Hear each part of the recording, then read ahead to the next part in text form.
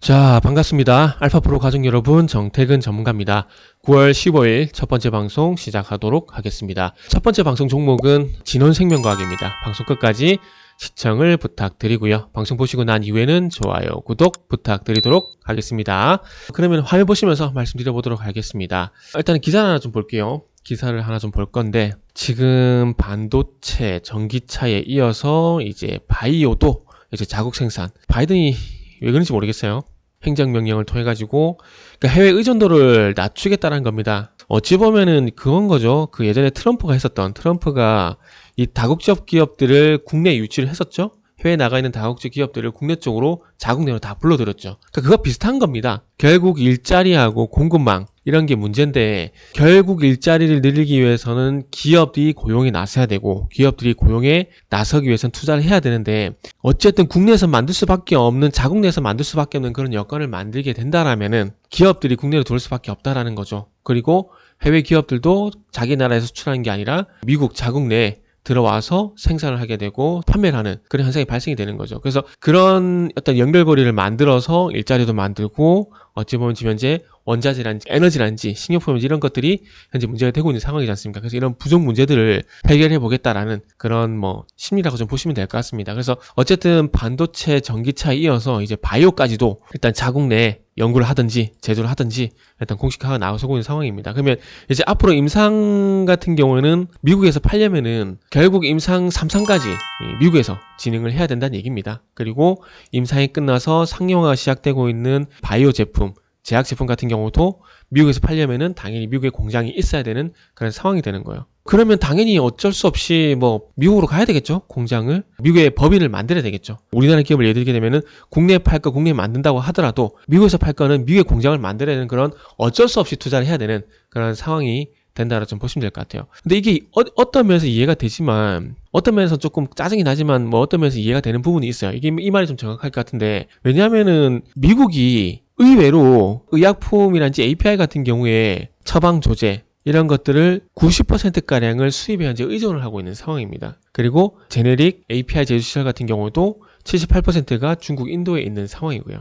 해외 공장에 있는 건 둘째 치더라도 어쨌든 주요 의약품에 대한 의존도가 상당히 높다라는 거. 90%면 말 다 한 거죠. 그러니까 해외 쪽에 제약 제품을 만드는 회사들이 해외 쪽에 있다 보니까 이게 자칫 이 공급망 이슈 이런 거 발생이 될 수가 있다라는 거죠. 지금 아시겠지만은 유가 같은 에너지도 그렇고 천연가스도 그렇고, 그렇죠?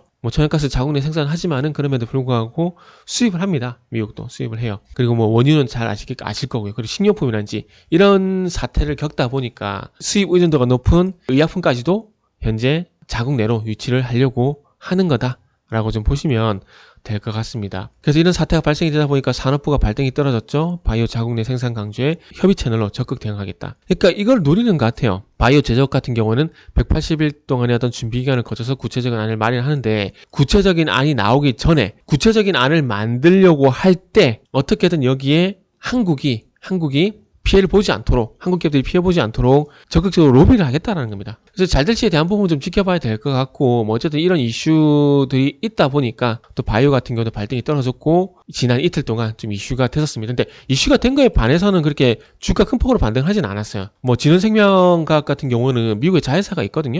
여기 보시면은 이제 위탁 생산 CDMO 자회사인 VGXI라는 회사가 있고, 회사를 미국에 보유를 하고 있는 상황이거든요. 플라스미드 DNA 전문 기업 이래가지고 mRNA 백신 같은 유전자 치료제에 쓰이는 플라스미드 DNA 전문 기업이라고 보시면 될 것 같고, 어쨌든 백신이란지 치료제란지 이런 것들 CDMO 기업이라고 보시면 될 것 같아요. CDMO 회사라고 보시면 될 것 같습니다. 그래서 어쨌든 이 플라스미드 DNA 수요가 급증을 좀 하다 보니까 진원생명과학이 가지고 있는 이 VGXI 관련된 이 VGXI라는 회사가 코로나 때도 코로나 전국에서도 상당히 많이 부각이 됐었죠. 그래서 이제 10월 달이 되게 되면은 어쨌든 생산 능력이 7,500만 리터 규모의 신공장 준공을 앞둡니다. 10월 달이 되게 되면은. 그래서 일단 3,000리터 같은 경우는 상업 생산이 일단 먼저 들어가고요. 그리고 나머지 4,500리터 같은 경우에는 올해 말까지 완공을 하고 내년부터 시험 과정에 들어간다고 합니다. 어쨌든 3,000리터 정도는 일단 생산이 들어가기 때문에 이 바이오 같은 경우도 이렇게 보면 될 것 같아요. IRA에 대한 어떤 연장선이라고 보시면 될 것 같습니다. IRA에 대한 연장선. 그래서 아마 바이든이 소속된 민주당이 정권을 잡던 아니면 공화당으로 정권을 바뀌던 아마 미국 우선주의 이거는 제가 볼 때 바뀌지 않을 것 같아요. 미국 우선주의 바뀌지 않게 된다고 보게 된다면은 어쩔 수 없이 미국에 대한 투자는 지속이 될 수밖에 없을 것 같습니다. 전기차가 됐던 뭐 반도체가 됐던 또 지금 말씀드리고 있는 바이오가 됐던 될 수밖에 없는 상황인 것 같아요. 그래서 어쨌든 지금 진원생명과학이 많이 부각이 되지 못하고 있는 상황인데 전반적인 주가는 현재 바닥을 좀 잡고 있다 봐야 될 것 같아요. 10,000원 부근에서 바닥이 잡히고 있고 어쨌든 이 IRA 연장생산인 바이오에 대한 행정명령 이런 부분들이 부각이 되게 된다면 진원생명과학도 앞으로 지금은 횡보지만은 앞으로는 상승할 가능성이 있다 해서 가지 종목 리스트에 일단 포함을 시키면 좋을 것 같습니다. 여기서 마무리하도록 하겠습니다.